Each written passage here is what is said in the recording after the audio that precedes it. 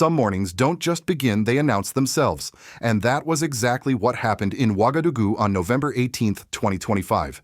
The city didn't wake up slowly or lazily, it woke up aware. The air felt sharper, almost alert, like it wanted to witness something important. And if you had been standing on those early streets, you would have noticed it too, the movement of ordinary people who suddenly carried an extraordinary sense of purpose. Young men and women walked with laptops pressed tightly to their chests, not as tools, but almost as living things. Students adjusted drone bags carefully, the way someone might carry a delicate bird. Researchers whispered to one another as if new ideas were trembling on the edge of becoming real. Even the sunlight seemed heavier, almost golden, as though it understood that the nation was stepping into a moment it would remember for decades. People weren't wandering. They weren't strolling. They were heading somewhere, and every step said the same thing: something historic is about to begin.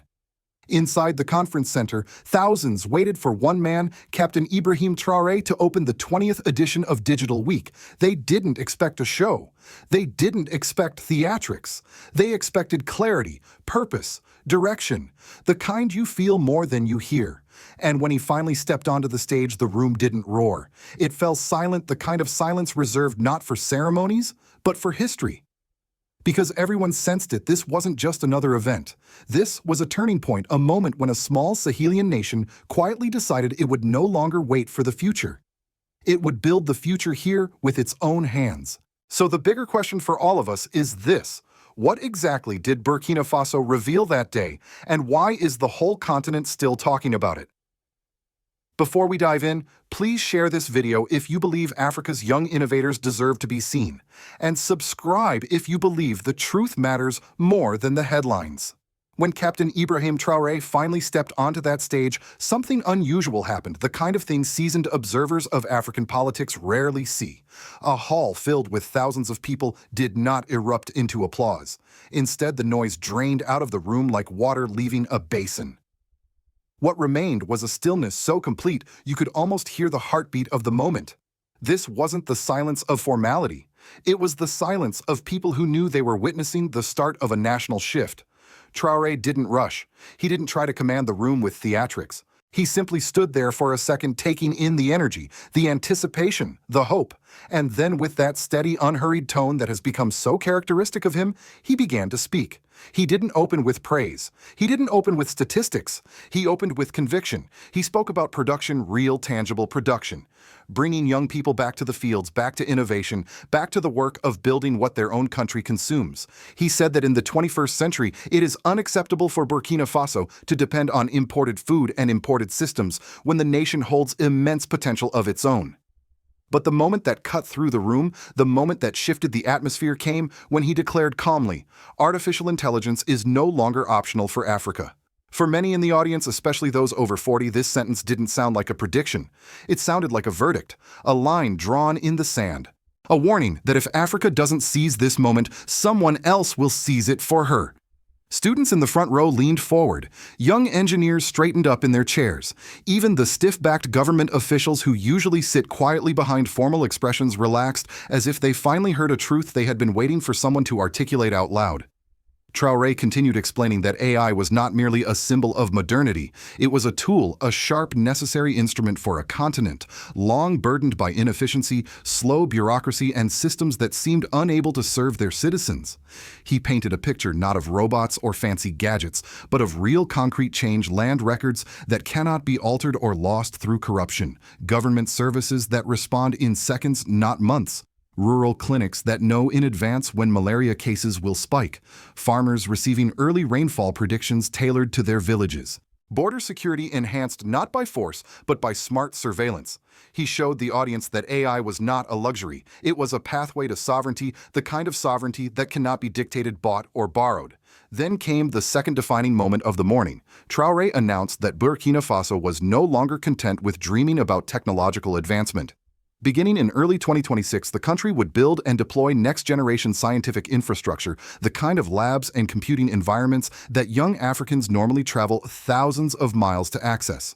Not borrowed equipment, not hand-me-downs, not outdated models, but genuine state-of-the-art research spaces, high-performance computing clusters, robotics, grade machinery, biotechnology tools, cybersecurity command hubs, the foundational bones of a technological nation. Again, the hall didn't explode into noise. It inhaled a long collective breath of disbelief and awakening. Because for decades, African students with world-class minds had been forced into a cruel choice: shrink their dreams to fit their environment or leave their homeland altogether. But suddenly, a third path appeared, a future where their ideas could grow at home without apology, without compromise. Traoré didn't speak like a man imagining the distant future. He spoke like a man describing a construction blueprint already on the table, ready to be executed. The timelines were short, the objectives were clear, the direction was unmistakable. For the first time, many in the room understood why Digital Week 2025 felt different, why the city itself had awakened with unusual intensity. Burkina Faso was not attending history, it was writing it. To truly understand the power of Digital Week 2025, you had to step inside the halls, not just watch from a distance. Because the moment you crossed the threshold, you realized this was not the kind of polished, carefully staged event that so many technology conferences try to be. Instead, it felt like someone had opened the doors to a massive workshop where imagination had been given permission to roam free. There was noise, real noise, the good kind, the kind that tells you people are not just talking, they're building. You heard keyboards clicking like clustered drums. You heard laughter, sharp debates, quiet excitement, and sudden bursts of celebration when something finally worked. You saw prototypes made from bent metal, salvaged wood, recycled plastic, the unmistakable signs of a people who have learned to innovate even when the world gives them almost nothing to work with. And then the first major high-voltage moment arrived. In one corner, a group of young programmers hovered around a tablet displaying an AI model trained to diagnose malaria from a single photo. The interface wasn't sleek, it glitched, it stalled, it misread a few samples. But nobody cared, because these young Burkinabe had built it themselves without foreign consultants, without imported models, without waiting for permission. And every glitch felt less like a failure and more like growth. A sign that African innovators were finally learning to stand on their own technological legs. An elderly doctor standing behind the group whispered, "If this works, this could save thousands." You could see his eyes soften, hope mixed with disbelief. But the second high point came when a group of engineering students demonstrated a drone built almost entirely from locally available materials. The wiring wasn't neat, the casing wasn't polished, the software froze for a moment too long. But when that drone lifted off slowly, steadily, something extraordinary happened. The hall erupted, not because the drone was perfect, but because it was theirs. It was the first time many people realized the youth weren't just dreaming. They were building the tools that would secure their borders, monitor their farms, and protect their communities. A security officer murmured, "If we had 10,000 of these, no one could sneak past our forests again." That's when the energy shifted from curiosity to urgency. People weren't asking, "Can we do this anymore?" They were asking, "How fast can we scale this?"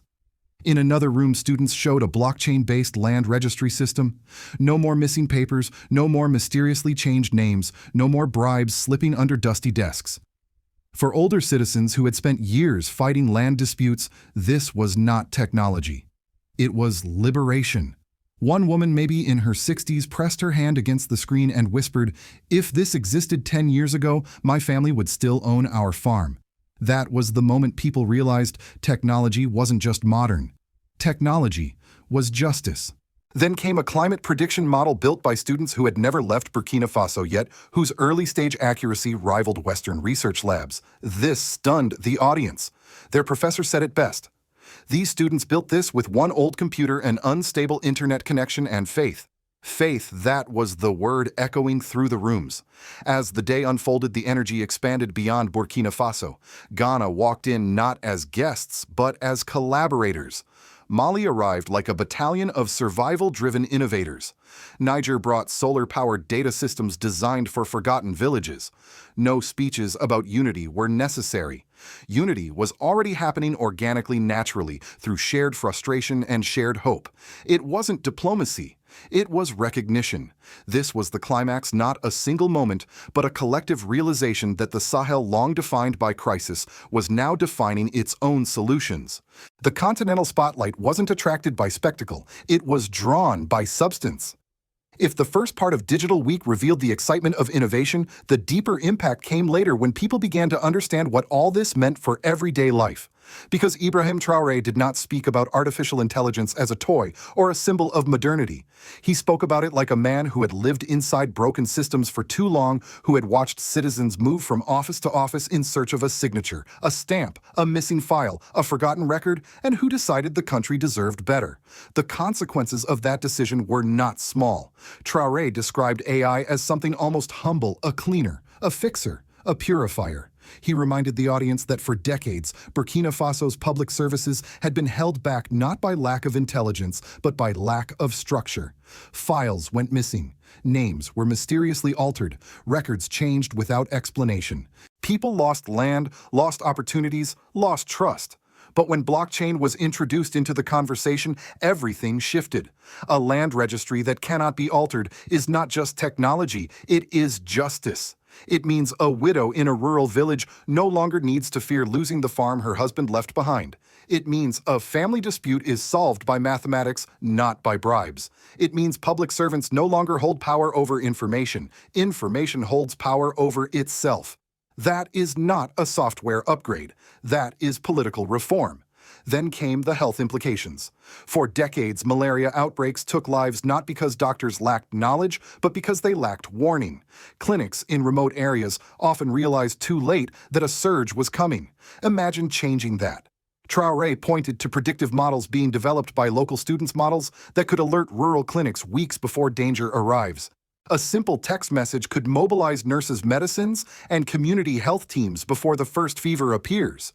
For a country where malaria has shaped childhoods and families for generations, that is not just innovation. It is protection. It is dignity. Agriculture, the backbone of the nation, stood to transform as well. Burkina Faso's farmers have always lived at the mercy of unpredictable weather. A late rain, an early drought, a sudden shift in wind patterns could destroy entire harvests. But AI-driven climate models built by young students from Bobo Dioulasso offered a lifeline. A forecast not from foreign satellites, but from local intelligence. Imagine a farmer receiving a message on his simple phone: rain will come on Tuesday, plant on Wednesday. That one message could feed a family, it could save a season, it could stabilize a community. For a region facing extremist threats and porous borders, drones were more than machines. They were new partners for exhausted soldiers. Drones could monitor remote forests, scan dangerous roads, provide aerial protection without risking human lives.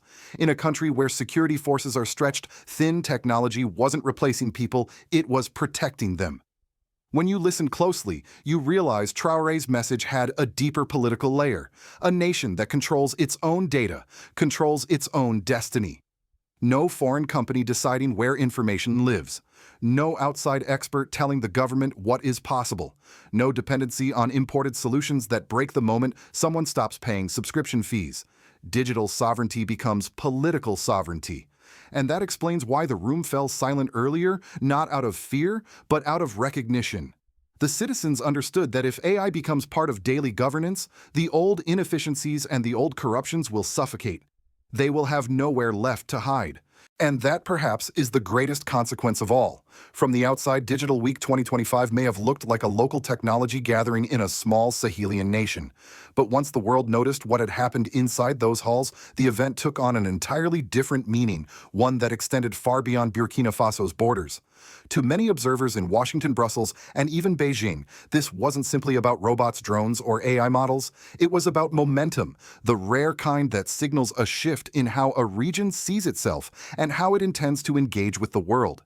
Because for decades, the global narrative framed African nations as catching up, developing, or waiting for assistance. But what unfolded in Ouagadougou did not resemble a continent catching up at all. It resembled a continent starting early, choosing its own lane, and refusing to be defined by the timelines of wealthier countries. In the United States, analysts who follow African affairs saw Digital Week as a subtle but undeniable message. For years, American policy has often revolved around security partnerships, humanitarian aid, and counterterrorism programs. But this event raised a new question in foreign policy circles. What happens when young African nations begin building their own high-tech futures independent of Western frameworks? The U.S. has always positioned itself as a leader in digital infrastructure. Yet here was Burkina Faso, a landlocked country with limited resources, announcing supercomputing labs, robotics, engineering facilities, biotechnology research centers, and cybersecurity platforms built for national sovereignty. This didn't look like dependency. This looked like departure. For American strategists, the implications were clear. A tech-empowered Africa means a continent with greater leverage, fewer vulnerabilities, and more bargaining power in global negotiations. Some in Washington celebrated this shift, seeing it as an opportunity for healthier partnerships built on equality. Others grew uneasy, recognizing that a confident, technologically sovereign Africa could reduce Western influence in a region long considered strategically important. In Europe, the reaction was mixed. The EU has poured billions into African development programs, often framed as capacity building. But Digital Week showed something uncomfortable sometimes. Capacity comes not from external funding, but from internal trust, internal talent, and internal leadership. Meanwhile, China, already deeply involved in African infrastructure, viewed Burkina Faso's announcement with great interest. Beijing prefers long-term technological partnerships, but a country seeking pure digital sovereignty, not dependency, presents a new paradigm. For once, neither the West nor the East seemed to be directing the play. The Sahel was writing its own script. Perhaps the most remarkable global implication came from the region itself. Digital Week did not formalize a treaty, yet it created the feeling that Burkina Faso, Mali, Niger, and Ghana were co-authoring a new chapter, a regional technology alliance without needing official signatures. Ghana brought fintech and e-governance. Mali brought wartime resilience and health innovations. Niger brought solar-powered data solutions for remote communities. Burkina Faso tied it all together with a vision anchored in sovereignty. To the world, this looked less like coincidence and more like coordination. And that is the part that truly resonated internationally.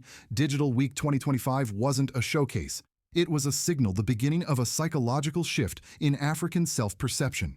Burkina Faso was no longer presenting itself as a nation with potential. It was presenting itself as a nation with a plan. And for the first time in a long time, the world was the one taking notes. When you step back from the noise, the applause, the demos, and the breathtaking energy of young innovators, something else becomes clear, something deeper, quieter, and far more important than any single invention shown during Digital Week. Burkina Faso did not simply host an event, it shifted its national direction without asking anyone's permission. And if you've lived long enough, if you've watched nations rise and fall, stumble and recover, moments like this don't announce themselves loudly. They begin exactly the way this one began, with young people carrying laptops across a city, just waking up with quiet determination, replacing fear with citizens suddenly realizing that the future is not something they inherit, but something they build. Digital Week 2025 will be remembered, not for the machines, not for the prototypes, not for the speeches, but for the change in posture, the way a small Sahelian nation straightened its back, lifted its chin, and dared to speak the language of technological leadership. But with every beginning comes a warning. A country that takes control of its digital destiny also steps into a world where powerful interests begin to take notice, not always with kindness. The nations that once shaped African technology from the outside may not welcome a future where Burkina Faso, Mali, Niger, and Ghana form their own digital alliances, where data sovereignty replaces dependency, where AI drives governance rather than outside influence. And that is why this moment matters so much. Because what we are witnessing is not just innovation, it is independence the second kind. The kind built not with flags or speeches, but with servers, code, drones, and laboratories. It is the kind of independence that no army can easily overthrow and no foreign power can quietly rewrite. The question now is not whether Burkina Faso has stepped into a new era. It clearly has. The real question, the one the entire world is now watching, is what will its young generation build next? And will anyone be able to stop them? For those of us observing from afar, whether in the United States, Europe, Asia, or across the African diaspora, this is a moment to pay attention. To listen, to learn, to decide whether we support a new African technological dawn or cling to old assumptions about what Africa can or cannot become. Because if Digital Week taught us anything, it is this: Africa is no longer waiting. Africa is building, and Burkina Faso is leading the way. So let me ask you, especially those of you who have followed Africa news sovereignty debates and the rise of young leaders like President Ibrahim Traoré, do you think his reform strategies are truly effective? Yet, can we continue to trust his leadership, or is it time to imagine who might follow in his footsteps? Tell us your thoughts in the comments. Please share this video if you believe you are among the first to witness and support this new chapter. And subscribe if you believe the truth is more important than the headlines.